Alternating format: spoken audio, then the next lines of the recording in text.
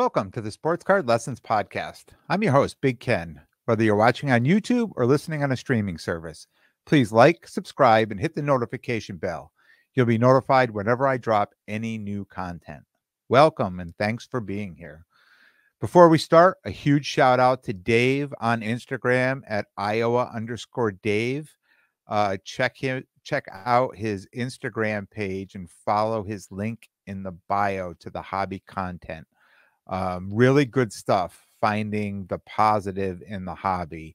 And with all this negative surfacing lately, his positive hobby content inspired today's episode. Can the hobby continue to police itself? Can the hobby continue to police itself? We've all live our lives with rules, everywhere we go, right? Rules at school, rules in sports, rules of the road, driving, neighborhood association rules in the workplace. No matter where you go, there's rules and there's laws, right? Outside of those local rules, we have the laws. If we don't follow the law, we have a judicial system that penalizes us for it. I've talked about working in a prison where even the inmates have their own backbone of rules. But in this great hobby we all love, we have no rules, written or unwritten. If someone wrongs us in the hobby, who do we turn to? And does reporting these people to anybody get us anywhere? Does it fix the wrong? Everywhere else in life, if rules are broken, we got attorneys, right? Lawsuits are filed. And these are all based on what? A set of written rules. So we know the hobby has watchdogs. Do the watchdogs have a set of rules? Do they answer to anybody? Is there anybody above the watchdogs? On the online auction sites, eBay, PWCC, Golden, they all have a set of rules. eBay even has their own authentication program, right? So cards you're buying now over a certain value, they get authenticated. And there's rules for all these online sites. So do we feel more comfortable going there and buying a card knowing that we're getting exactly what we're buying, right? Do we ever worry, oh, this may be fake or it maybe not be the right card? Or do we just trust that they're going to send stuff? Why? Because they have a solid set of rules there. Even social media platforms have rules. The ones we buy cards in, Facebook, they have Facebook groups, but they're pretty lax, right? On some groups are pretty good. They run a tight ship. You're going to post up a picture of a card. You need to coin it. You need to price it. Other people just whatever you want to put up, just go ahead and put up. So it really makes a difference where you're going and where you're looking at cards on the social media platforms. I'm on Instagram all day, and I'm sure most people are, and I see more and more people posting about negative things, right? These fake card deals that are going down, and then when people have their backs against the wall down the road, it was just entertainment. These fake sales to boost comps on cards. Somebody's selling a card, they're filming this card being sold for an enormous amount of money, and are we to believe now that that's the new comp of that card? Shill bidding's all over, right? No matter where we go, you're going to run into that. These crooked breakers and these breaking scams. I mean, a whole bunch of this has just come up recently. I mean, we've all seen it. I'm not sure why they're recording it, right? There's a video footprint of this, but people find it, and next thing you know, it starts to get sent all around the internet, right? Becomes very viral. These fake Jordans, right? The guy who had the one PSA 10 and kept resubmitting it and cracking it and making fake PSA 10 Jordans. Even buying Instagram followers. I hear a lot of content creators now talking about people who have 5- and 6-figure subscribers and only 3- to 4-figure views. And a lot of these people were doing well, right? At one point or another, they were doing well. These people were watching. At some point, they were doing well in this hobby, uh, and they've fallen to their own demises, right? They've fallen off. There and there's a number of people. I can mention them. I'm not going to because we all know who they are. Um, but they have to understand when they're at those higher levels, they become a hobby ambassador. Whether they want to be or not, they are a hobby ambassador. And everyone is trying to figure out a way to become one of them, to get to the level they're at. They're being looked up to. And they have to remember, I mean, it's just more obvious in this hobby than most places, but the more popular you are, the more people are going to try to find things negative about you. I know somebody said if you're not getting negative comments, you're not doing it right, right? Creating content. So whether it's true or not. Um, but isn't it good enough just to be part of something greater? And if we're lucky enough to gain popularity, that kind of popularity, why risk it? Why wouldn't we risk it? Why wouldn't we want to be better ambassadors in the hobby? Why wouldn't we want to just set not even good examples, great examples, you know, for the next generation coming in? Why wouldn't we want to do that? Why would we want to find and do something negative when we're at that highest level in the hobby? They say the only way to continue to grow in the hobby is off other people's followers. I think it could be done organically. I think it should be done organically. I think if you can't do that on your own and take the time to do it right and get to where you're supposed to be in the hobby, you're not doing it right. We see time and time again when people all of a sudden they rise very quickly to stardom in anything, but we're talking about the hobby here. Um, that trajectory just can't keep going. It's got to level off sometime. And when it levels off, that's when it becomes a problem. That's when people start to think outside the box where they just feel I need to get higher. I need to keep going higher. And I think that's where a lot of this negativity comes in. And that's where they fall. That's where they make bad mistakes, right? And I think if we do it organically, if we take our time and do it right and work our way through the hobby, because everything takes time. If you want to be good, if you want to be great at anything, it takes time. You can't be great at anything overnight. I don't care who you are. Um, and I feel that's my path, right? That's my path in the hobby, just sending lessons and positive messages every week, hope to continue to gain traction, just to keep organically rising in the hobby. Um, and I know I'm reaching people, by all the messages and the comments I get every week. It just confirms that there's people out there that are just like me. They understand me and they want to talk about what I'm talking about and they want to respond to it and have a conversation about it. One thing I know about this hobby and life itself, when you get a group of strangers together, we all come with our own set of values and our own set of rules, right? We may not all agree on all those values and all those rules, but still we find we find ones that we can find ones we can agree on and come together with, right? With when we come with our own set of personal rules, you know, sometimes we want to push it on other people. And sometimes people on the other side, they're like, yeah, I was raised that way. I feel the same way. And other people are like, whoa, wait a minute, wait a minute. I mean, that may be a little strict for me, right? But I think we can find some kind of a medium in there, a happy medium. I think we can agree on.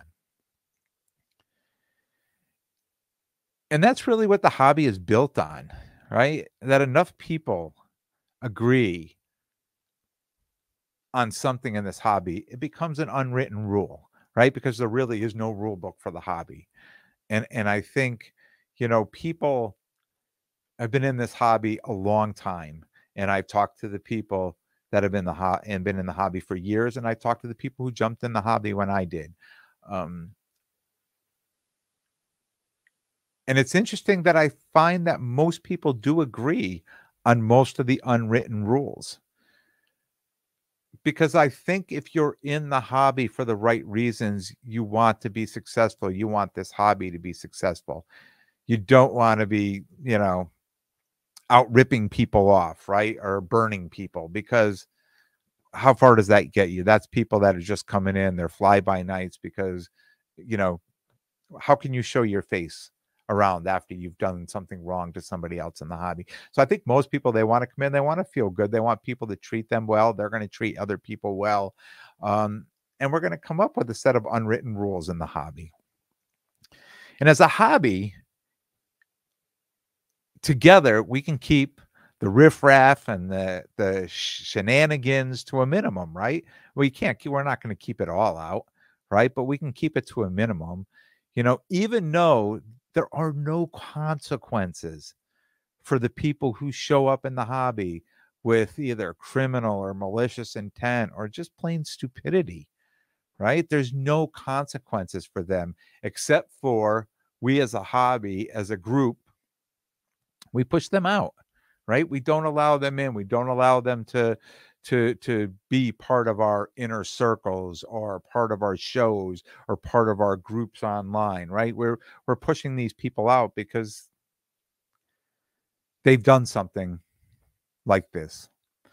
Um, and let's face it, I've seen people take advantage of their fellow collectors, right, for less than $100.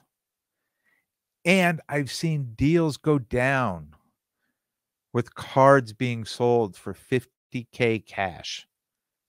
50K cash. No paperwork, no contracts, no attorneys, just a couple of guys making a deal, right? One of the greatest things about the hobby, because where else could you ever say that? Where else could you ever say that? So, can the hobby continue to police itself if we can continue to attract good people who arrive with a good set of values? And as a community, we keep raising the red flags on those with less than good intent. I mean, and that's the most important thing. That's why the hobby watchdogs work. And we call them hobby watchdogs, but we're all hobby watchdogs, right? If we're in this hobby and we love this hobby, we're all hobby watchdogs. We're all watching what's going on, and we're all going to report things that we see, things that are negative, and we're going to talk about it, and we're going to let other people know. We're going to warn people, right? Like, hey, this may be going on, or this person or that person, right? So we all become a hobby watchdog.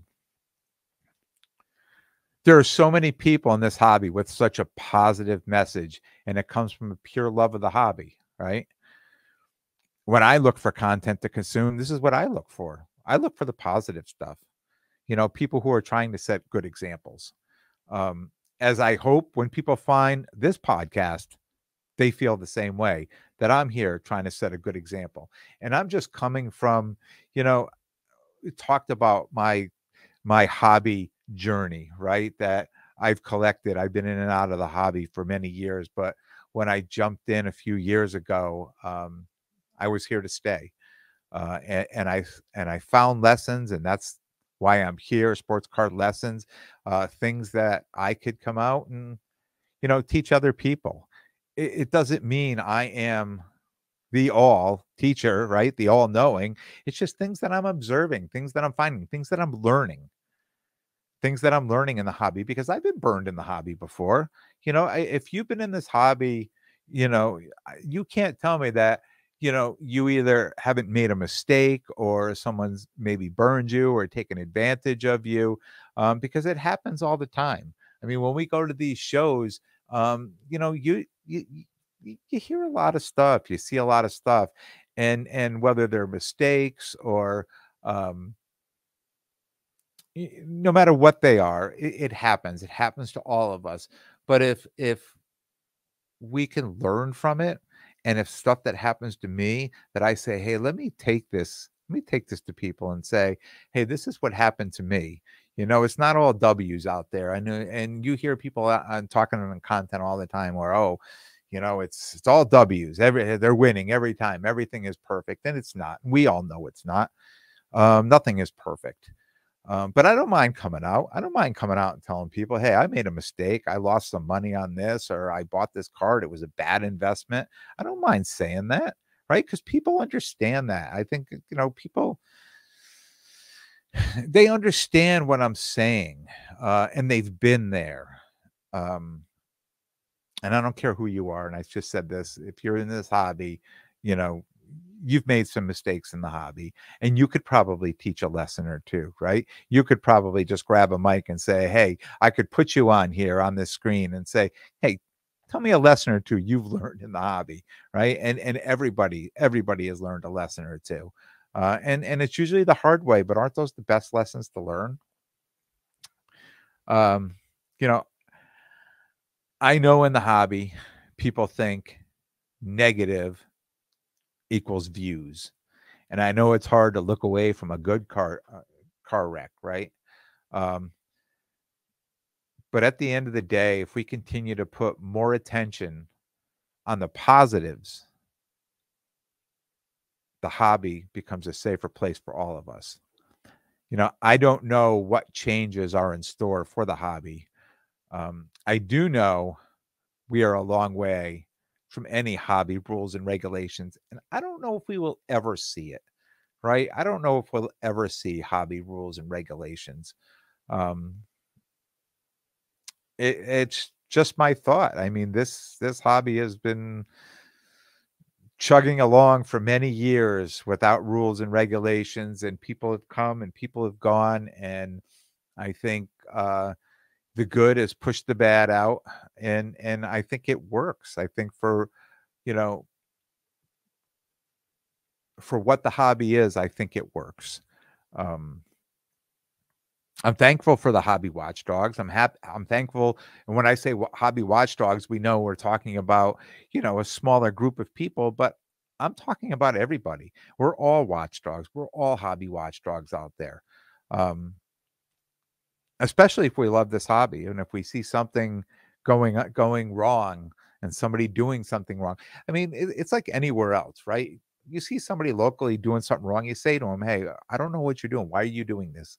It's not a good idea. It's not a good look. It's not, you give somebody like a fair warning if they're close by. But that's it. But that's it. You keep an eye on them. I mean, that's one fair warning, and if it continues on, you alert the, you put the red flag up, right? Tell them, hey, you got to watch this guy over here. And enough people are saying it, people will push them out of the hobby. They'll end up leaving. They'll go find somewhere else where they can, you know, bring their shenanigans. Um, I'm also thankful in my hobby landscape, which is at shows and online, that I really haven't encountered any personal negativity. Um, I'm the type of person that say, bring the positive, right? Bring the positive no matter where you go. And that's what you're going to find. What you're bringing is what you're going to find. What you are, who you are, that's what you're going to attract. Um, And I've always believed that, and it's always worked for me. I've always attracted good people around me, and people who know me know that I'm a really positive, good person.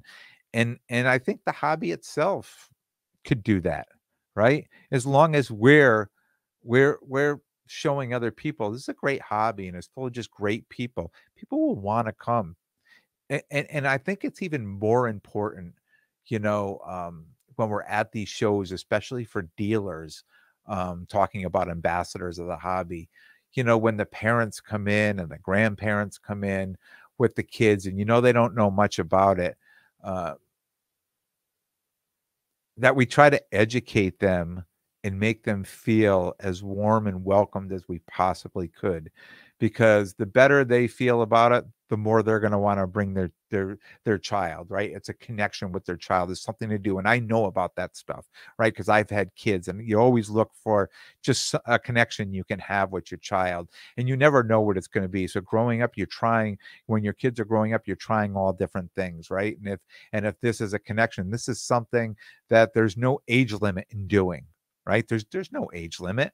I mean, from 3 or 4 years old to 100 years old, right? There's no age limit, and everybody can enjoy this hobby. So, if we can make everyone feel good and warm and welcome, they're more apt to continue on and become part of the hobby, because it feels like a warm, safe space to bring your child and just go out and enjoy yourself.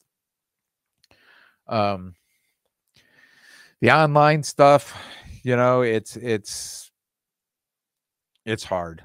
It's hard. I mean, trying to navigate online when you're not talking to anybody and you can't see anybody and you don't even know, you're all you have to look at is a profile, and you don't even know it's the person that, whether their account may have been hijacked or not.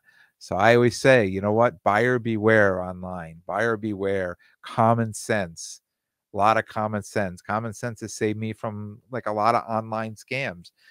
And I know people that, gotten caught up in this a lot, and smart, they've been smart, they've sent their money with the goods and services so they could get it back, but that's not easy. You talk to people who've had to do that. That's not easy. There's a lot of paperwork. There's a lot of sending stuff back and forth, and it's aggravation, and there's some anxiety involved, right? Because you don't know if you did all this so you could get your money back, but you never know until you've got your cash or your check in hand that you got your money back, right? So there's a there's a lot of negativity and there's a lot of anxiety in there. So just buyer beware online. I talked about making a deal. And doing some due diligence, right? Just trying to vet out the person, see if we had people in common. And it turned out my daughter had somebody in common, so we got to go a little further that way. If you can do that, try to do that. If you're in the hobby, especially in these Facebook groups, and you can go look to see who they're friends with on Facebook, and more than likely you're going to know one or two people who know this person, and you can say, hey, do you know anything about this person? Can you tell me anything? Should I be worried about making a deal with them? And hopefully you'll get some good information. One of the things I really, really appreciate is the handshake when a deal is done. As someone being older in the hobby, I was raised to shake someone's hand when you meet, when you part, and when you make a deal. And I see a lot of parents with kids at the shows, and when the kid buys a card, it could be most of the time it's out of my dollar box, right? Buying a dollar card. And after I make the sale, I put my hand out, and the parent will say, shake the man's hand and seal the deal. I love that. Absolutely love that. I don't know why, and I think it was just, from my childhood, just being taught that, and it was something important, and I think, in past generations, it's meant so much, and I think we've kind of gotten away with it over the years, and I think for some reason in this hobby, um, it was an art that I thought was forever gone, right, with COVID. And with this hobby, it's made a comeback, right? And I don't know, it's just great. It's great. I don't know how to explain it, but I enjoy the fact when I make a deal, a handshake, and now there's even well, not now, but there's even a handshake emoji, right? Online there. So if you make a deal with somebody, they send that handshake emoji, and that's like saying, I just shook your hand. We just made a deal. And I really appreciate that. It was an art I thought was lost, and I'm glad it's made a comeback. That's all I got for you guys today. I hope you enjoyed the episode. I will be back on Monday for our next episode. I want to thank everyone for tuning in. And if you like what you hear, please definitely subscribe, and most importantly, tell a friend and spread the word. And until next time, take care of yourselves and everyone around you.